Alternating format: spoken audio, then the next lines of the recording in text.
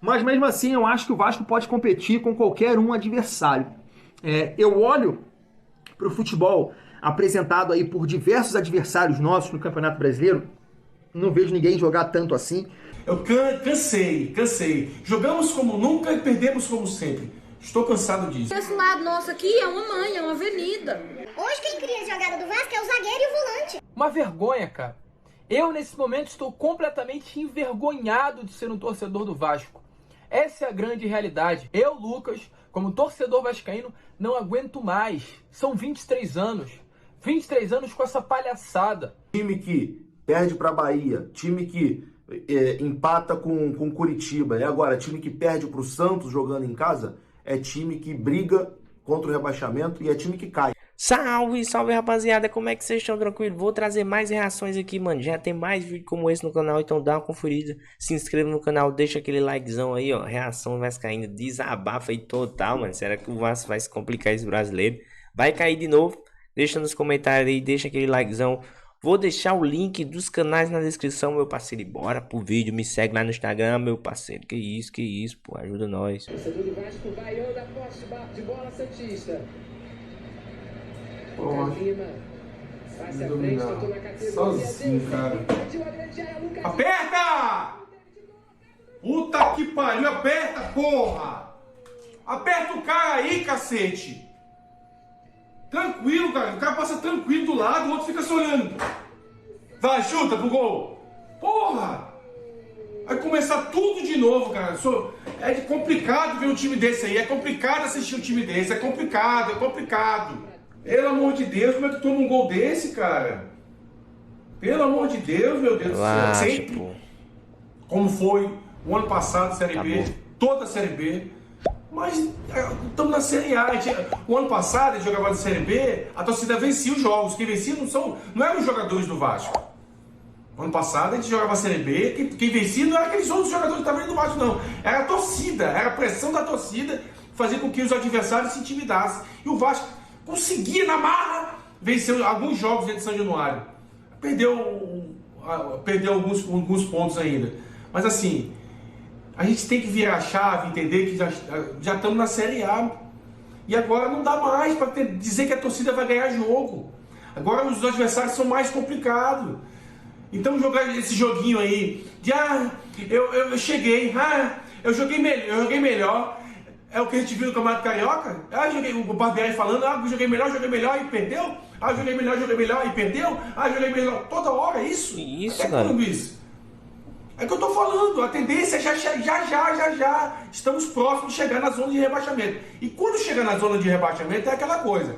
Aí a perna vai pesar, vai triplicar a situação da pressão da torcida. Tudo isso vai complicar. Aí o time que ainda conseguia fazer alguma coisa não vai conseguir fazer mais nada. Eu cansei. Jogamos como nunca e perdemos como sempre. Estou cansado disso. Olha lá o que é ter um 10, ó. Vai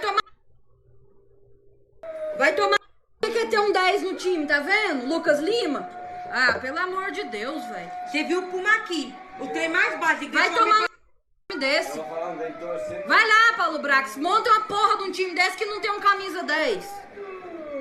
O Vasco ficou o tempo inteiro pressionando, não consegue criar uma jogada. Chamou o Nenê de volta, camisa 10. Olha lá. Nossa senhora, velho. Mano, coincidência, né? O Nenê disse, vou ficar no Vasco até o Vasco subir pra Série A. Aí o Vasco subiu pra Série A, o Nenê foi lá e voltou pra Série B. Faz alguma coisa, filho da puta. Ô, passe! Olha o passe do Galarza! Nossa senhora, que raiva, velho. O Pexa não volta pra recuperar atrás, pra ajudar o Puma a marcar atrás, nós é golear todo o jogo. Porque esse lado nosso aqui é uma manha, é uma avenida. Hoje quem cria a jogada do Vasco é o zagueiro e o volante. Porque não tem um meio campista bom. Vai perder aí. Vamos, Galarza. Ô, Figueiredo. Sai, juiz! Eu venho com um discurso aqui no canal, desde o início aí do Campeonato Brasileiro, dizendo o seguinte, cara, o Vasco tem sérias limitações, claro que falta contratar reforços, mas mesmo assim eu acho que o Vasco pode competir com qualquer um adversário. Eu olho para o futebol apresentado aí por diversos adversários nossos no Campeonato Brasileiro, Não vejo ninguém jogar tanto assim. Claro que você tem um ou outro aí que apresenta o futebol melhor, mas não são todos. Veio com um discurso que é o seguinte, cara, o Vasco só tem um Campeonato Brasileiro para jogar. Você vê aí, por exemplo, o Santos tem a Copa do Brasil, tem a Sul-Americana, então eu imaginei que o Vasco se portaria melhor fisicamente em cima dos seus adversários, e isso não tá fazendo diferença alguma. Então não sei, cara, se eu tenho que chegar aqui e pedir desculpa pra galera. Porque assim, cara, eu esqueci um pouco dos discursos políticos, né? Salgado, Osório, Josh, porque eu não acredito que tenha algum vascaíno que acreditou nas promessas feitas por Jorge Salgado e Osório, depois que tudo que eles entregaram em 2 anos à frente do clube, e eles vendem o clube e você vai acreditar nas falas deles, né? Não acreditei no Josh quando falou lá atrás que, ó, acabou a diferença aí entre Vasco e Flamengo, não acreditei em nada disso. Eu achei mesmo que o Vasco pudesse competir com qualquer um adversário. E aí o Vasco consegue até bons resultados, né? Diante do Atlético, Palmeiras, um futebol vergonhoso diante do Fluminense, mas um resultado que não dá para dizer que é vergonhoso, a atuação sim, mas o resultado não. Mas diante de Bahia, Curitiba e Santos, o Vasco faz vexames. Essa é a palavra, vexame. Porque o Santos, cara, jogou aí desfalcado. Bem, gente, parabéns a todos vocês. Parabéns, Paulo Brax. Parabéns, Maurício Barbieri. Parabéns também você aí, Luiz Melo, Abel Braga, todos responsáveis por esse ano mágico que o torcedor vascaíno tá tendo, né? Um ano muito diferente, um ano de começo de brasileiro em que a gente se encanta em ver o futebol do Vasco da Gama. Mágico. Mágico para não falar outra coisa. Que vergonha, cara. Que vergonha eu, como torcedor vascaíno, estou sentindo nesse momento. Que ridículo ver o desempenho do Vasco em campo hoje, novamente contra um Santos completamente limitado. Que ridículo ver o desempenho do Vasco da Gama contra o Coritiba, contra a Bahia. Um desempenho medroso contra Fluminense, contra Palmeiras, contra Atlético Mineiro. O Vasco não é isso, cara. O Vasco não é isso. O Vasco não é isso que a gente está vendo. Muito longe, inclusive. Passa longe disso. Longe. Uma vergonha, cara. Eu, nesse momento, estou completamente envergonhado de ser um torcedor do Vasco. Essa é a grande realidade. Essa é a grande realidade, cara. Por quê? Essa é a pergunta que eu faço. Por quê? Eu não aguento mais. Eu, Lucas, como torcedor vascaíno, não aguento mais. São 23 anos. 23 anos com essa palhaçada. Um relapso em 2011. Do nada. Um foguete. Um meteoro que passou e foi embora. E depois, só pedrada na cabeça. 4 rebaixamentos. Uma permanência na Série B do Campeonato Brasileiro. E quando a gente sobe com 120 milhões de reais em investimento, um Vasco bem no Campeonato Carioca, grana chegando dentro do clube, para essa vergonha aí, ó. Essa palhaçada que a gente viu hoje dentro de São Januário. Que isso, cara? Nem o que o torcedor conseguiu construir junto com o clube nesses últimos anos. Voltar a fazer de São Januário um território hostil.